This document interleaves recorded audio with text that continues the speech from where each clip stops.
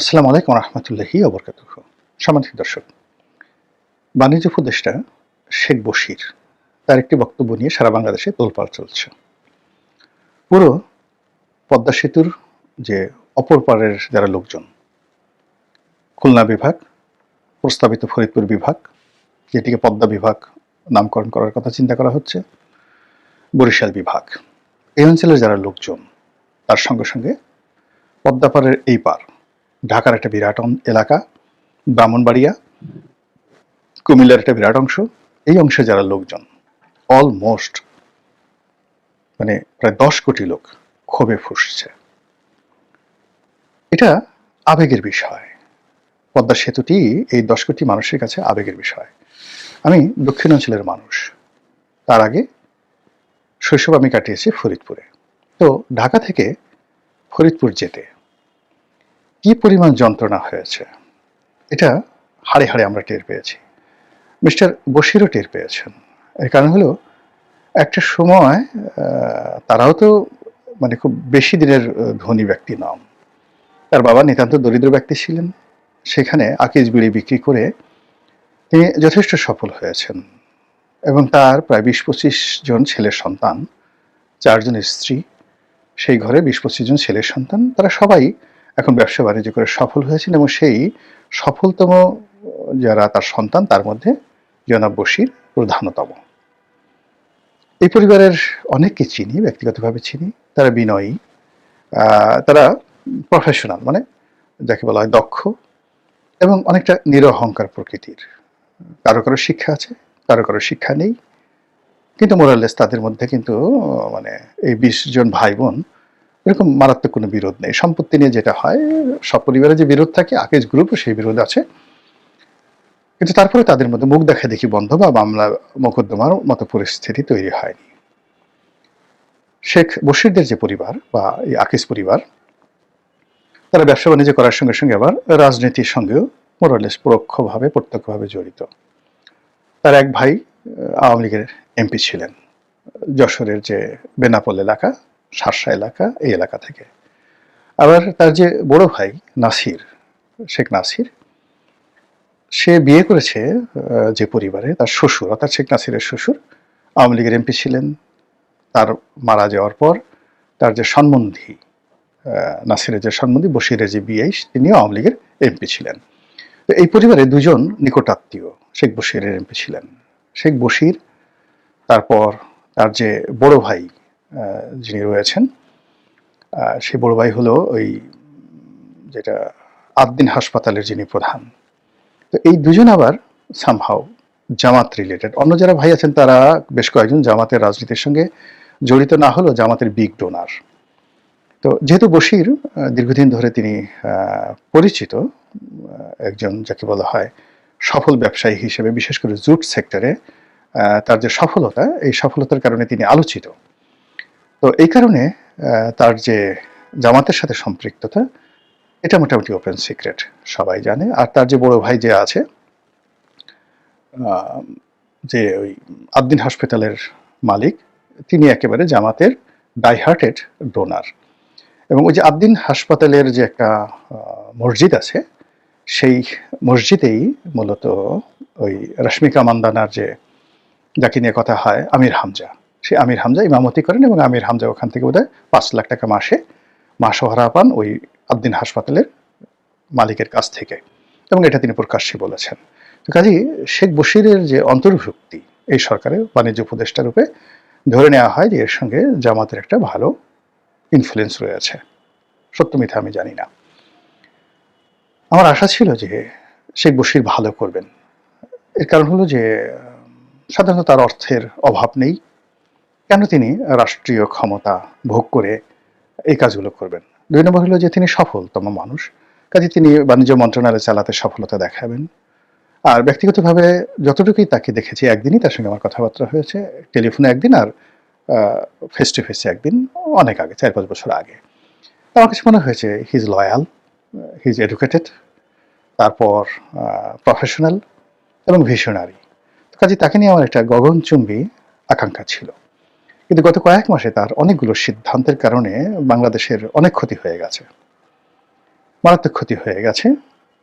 সেই ক্ষতিগুলোর মধ্যে হয়তো তিনি স্বীকার করবেন না, কিন্তু আমরা বাইরে থেকে বুঝি। আমি ওইগুলো নিয়ে নাড়াচাড়া করতে চাই না। দ্বিতীয় যে বিষয়গুলো রয়েছে সেটি হলো যে তার কনফ্লিক্ট অফ ইন্টারেস্ট। এই কনফ্লিক্ট অফ ইন্টারেস্ট আমাকে খুব আশ্চর্য করেছে। অর্থাৎ তিনি বিমানের সেই বোর্ড চেয়ারম্যান হবেন, তারপরে আবার নিজে একটা এভিয়েশন কোম্পানি করবেন। এই জিনিসগুলো আমার কাছে মনে হয়েছে যে এটা তার দরকার ছিল না। তিনি এভিয়েশন ব্যবসা করতেই পারেন, সেটা পরে করতে পারতেন। এই সময় তার দরকার ছিল না, এই সময় তার লাইসেন্স নেওয়ার কোনো দরকার ছিল না। তারপর তিনি বেশ কিছু কথাবার্তা বলার চেষ্টা করছেন, ওভার স্মার্ট হওয়ার চেষ্টা করছেন, অনেক রিয়ালিটি তিনি তুলে ধরার চেষ্টা করেছেন the commercial point of view থেকে, যেটা আমি আর কাছে মনে হচ্ছে তার এই জিনিসগুলোতে না জড়ালে তিনি পারতেন। এবং তারই ধারাবাহিকতায় সম্প্রতি তিনি পদ্মা সেতু নিয়ে যে কথা বলছেন, এই কথায় তার নিজের অঞ্চল যশোর, খুলনা, বরিশাল, পটুয়াখালী এই অঞ্চল দিয়ে তাকে যাতায়াত করতে হবে। আর তার এই ক্ষমতা তো থাকবে না, এবং তিনি লাঞ্ছিত হবেন, অপমানিত হবেন সাধারণ জনগণ দ্বারা। লিখে রাখেন, একেবারে বাংলা লিখে রাখেন, এবং তাকে এই দুর্ভোগ দুর্দশা পোহাতেই হবে। এখন তিনি কি বলেছেন? তিনি বলেছেন যে পদ্মা সেতুতে যে টাকা বিনিয়োগ করা হয়েছে, এই বিনিয়োগের কোনো প্রয়োজন ছিল না, ফিজিবিলিটি ছিল না। এখানে যদি 40,000 কোটি টাকা বিনিয়োগ করা হয়ে থাকে, এই 40,000 কোটি টাকা বিনিয়োগ এখানে না করে যদি কৃষিতে বিনিয়োগ করা হতো, চালের দাম 20 টাকা করে পার কেজিতে কমতো। মানে এটা ওনার মতো একজন মানুষের মুখ দেখে এটা মানায় না। এর কারণ হলো, জীবনে সফল হলেই সব জ্ঞান হয় না, ক্লাসে ফার্স্ট হলেই সব বিষয় জানা যায় না, পিএইচডি ডিগ্রি হলেই কমন সেন্স থাকে না। সেন্স অ্যান্ড সেন্সিবিলিটি, বিখ্যাত উপন্যাস জেন অস্টিনের প্রাইড অ্যান্ড প্রিজুডিস, বিখ্যাত উপন্যাস। ওনাকে এই উপন্যাসগুলো পড়তে হবে এবং এগুলো যারা দার্শনিক তাদের কাছ থেকে জানতে হবে। তাহলে উনি যে জিনিসগুলো যদি জানতেন, তাহলে এই কথাগুলো তিনি বলতেন না। পদ্মা সেতু আমাদের একটা মার্ভেলাস, পুরো বাংলাদেশের জন্য একটা আইকনিক প্রজেক্ট। এখানে ধরুন 40,000 কোটি টাকা ইনভেস্ট হয়েছে, ধরুন 10,000 কোটি টাকা চুরি হয়েছে, এর বেশি না। আমি এই প্রজেক্টের এ টু জেড জানি। আচ্ছা, এই যে 30,000 কোটি টাকা বিনিয়োগ হয়েছে বা 40,000 কোটি টাকা খরচ হয়েছে, এটার কারণে 20 টাকা করে চালের মূল্য বেড়ে গেছে। আচ্ছা, বশির সাহেবকে যদি জিজ্ঞাসা করা হয় যে গত 17 মাসে শুধুমাত্র বিদ্যুৎ খাতে এই সরকারের আমলে 34,000 কোটি টাকা সিস্টেম লস হয়েছে, যেটা আগে হয়নি। আওয়ামী লীগ সরকারের আমলে এই সিস্টেম লসটা এতটা নিয়ন্ত্রণে ছিল বলার মতো না। কিন্তু এই সরকারের আমলে কেন 34,000 কোটি টাকা সিস্টেম লস হলো, যেটাতে আর একটা পদ্মা সেতু করা যেত? এই সিস্টেম লস যদি বশির অ্যান্ড গং তারা যদি না করতেন, তাহলে তো চালের দাম আরো 20 টাকা কমতো, মাগনা চাল খাওয়ানো যেত। 34,000 কোটি টাকার চাল যদি বাংলাদেশে আমদানি করতো, কয়েক বছর বিনামূল্যে দেশবাসীকে খাওয়ানো যেত। আবার এই সময়টাতে এই যে আমলাতন্ত্রকে খুশি করার জন্য পে স্কেল দিয়ে এই যে নতুন পে স্কেল ঘোষণা করা হয়েছে, সরকারের যে আরো 1 লক্ষ কোটি টাকা প্রতি বছর লাগবে, যেটা দিয়ে 3টি পদ্মা সেতু করা যায়। তো প্রতি বছর 3টি পদ্মা সেতু করা যায়। এইভাবে সরকারি আমলাদেরকে বেতন ভাতা বাড়ানোর জন্য এই সরকার যে সিদ্ধান্ত নিচ্ছে, এটা আপনি কিভাবে বলবেন? 2 নম্বর হলো যে পদ্মা সেতু দিয়ে যে গাড়িগুলো চলাফেরা করছে, এই চলাফেরার মধ্যে খালি কয় টাকা টোল আদায় হলো, আর এটার বিপরীতে যে ঋণ হয়েছে মানে জিওবি ফান্ড থেকে আমরা যা দিয়েছি, চায়না থেকে আমরা যে ঋণ করেছি, সেগুলোর সুদ আসল যে ফেরত দেওয়া, এর সঙ্গে এই যে টোল আদায়ের, এই দুটো একত্র করলে হবে না মিস্টার বশির। এখানে চিন্তা করতে হবে যে কয়টি গাড়ি পারাপার হচ্ছে, যাত্রীদের মেন্টাল স্যাটিসফ্যাকশন, যে সময় পাচ্ছে সেই সময়ের আর্থিক মূল্য, অর্থাৎ মেন্টাল স্যাটিসফ্যাকশন, এটার আর্থিক মূল্য কত। কাস্টমার স্যাটিসফ্যাকশন উনি তো বুঝেন এই জিনিসগুলো। তো সেখানে অর্থাৎ বরিশাল, পটুয়াখালী বিভিন্ন অঞ্চল মানুষের যে একটা মেন্টাল স্যাটিসফ্যাকশন, আমি যার ডাটা দিয়ে বলি, বরিশাল বিভাগে প্রায় 1 কোটি লোক, ফরিদপুরে 1 কোটি, খুলনা বিভাগে প্রায় 2.25 কোটি লোক, অর্থাৎ বরিশাল, পটুয়াখালী এই অঞ্চলে 4.5 কোটি মানুষ। এই 4.5 কোটি মানুষের প্রতি মুহূর্তে মেন্টাল স্যাটিসফ্যাকশন, নির্ভরতা, যে তারা সকালবেলা ইচ্ছা করলে ঢাকা চলে আসতে পারবে। এই নির্ভরতার কারণে অনিশ্চয়তাকে মাথার মধ্যে না এনে সে কাজ করতে পারছে বাড়িতে বসে, প্রোডাক্ট তৈরি করতে পারছে, এবং তার ঢাকাতে যে কোনো কাজে, সে রোগী অসুস্থ হোক, ঢাকাতে আসার স্বজনের সঙ্গে দেখা সাক্ষাৎ করা হোক, যা কিছু হোক, এই 4.5 কোটি লোক, মানে সে যে ঢাকার সঙ্গে তার কানেক্টিভিটি করার ক্ষেত্রে যে সে ডিপেন্ডেবিলিটি, নিশ্চয়তা, প্রশান্তি, এইগুলো তার মধ্যে কাজ করছে, এবং তার যে উন্নয়ন কি পরিমাণ হচ্ছে, এই জ্ঞান কি ওনার আছে? এই জ্ঞান ওনাকে অর্জন করতে হলে অ্যাডাম স্মিথ পড়তে হবে। এই জ্ঞান ওনাকে অর্জন করতে হলে জন অ্যাডামসকে তা ওনার জানতে হবে, এবং why John Adams is famous তাকে জানতে হবে। আমার বিশ্বাস সেই জায়গাতে উনি এখনো ঢুকেনি নাই, নট ইয়েট, উনি বলে ফেললেন। এরপর প্রতিদিন এই যে যাত্রী পারাপার হচ্ছে, যখনই পদ্মা সেতুর উপর দেশে যাচ্ছে, তার যে মেন্টাল স্যাটিসফ্যাকশন, এটার আর্থিক মূল্য কি, এই জিনিসগুলোতে যদি তাকে জানতে হয়, তাহলে তাকে আইসেন শপেনহাওয়ারের বই পড়তে হবে। উনি জানেন যে শপেনহাওয়ার কে, এর সাথে পদ্মা সেতু কি সম্পর্কটা কি? এত অল্প জ্ঞান নিয়ে বড় কথা বলা যায় না।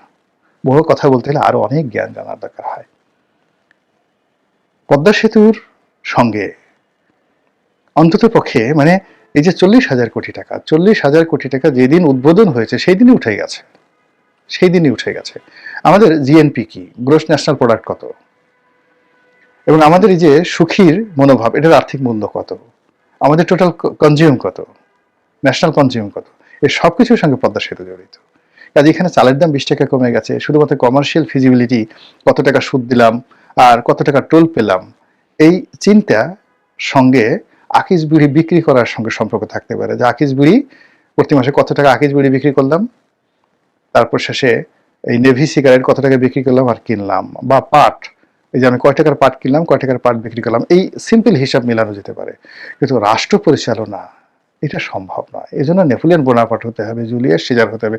Why Julius Caesar is famous, এটাকে মিস্টার বশিরকে জানতে হবে। হোয়াই এখনো পৃথিবী কেন সেই শিহুয়ানটিকে, যাকে বলে, কল্পনা করে, এখনো কেন সারা পৃথিবী যারা রাজনীতিবিদ তাদের কাছে সম্রাট আকবর পরিচিত, কেন এখনো সেই গ্র্যান্ড ট্রাঙ্ক রোড মাত্র 4 বছরের মধ্যে যেটি তিনি নির্মাণ করেছিলেন, শেরশাহ, এটা তো মানে 1,000 কোটি পদ্মা সেতুর চেয়ে মেগা প্রজেক্ট ছিল, কিন্তু ওই আমলে কেন এত ফেমাস? এবং সেই যে গ্র্যান্ড ট্রাঙ্ক রোড, সেটাকে অক্ষত রেখে চীন এই যুগে কেন আবার সেই সিল্ক রুট তৈরি করছে? এখনো সেই সিল্ক কেন বাংলাদেশে এশিয়ান হাইওয়ের সঙ্গে যুক্ত হচ্ছে? এই জিনিসগুলো মিস্টার বশিরকে আরো বহু বছর শিখতে হবে, জানতে হবে। জানার পরে যে তিনি সফল হবেন, নট লাইক দ্যাট। আমরা অনেকেই জানি, কিন্তু আমরা সফল হতে পারিনি। আবার যারা সফল হয়েছেন তারা অনেক কিছু জানেন না, ফলে মুখ থাকলে সব কথা বলতে হয় না। আল্লাহ তাকে হেদায়েত দান করুন। আসসালামু আলাইকুম ওয়া রাহমাতুল্লাহি ওয়া বারাকাতুহু।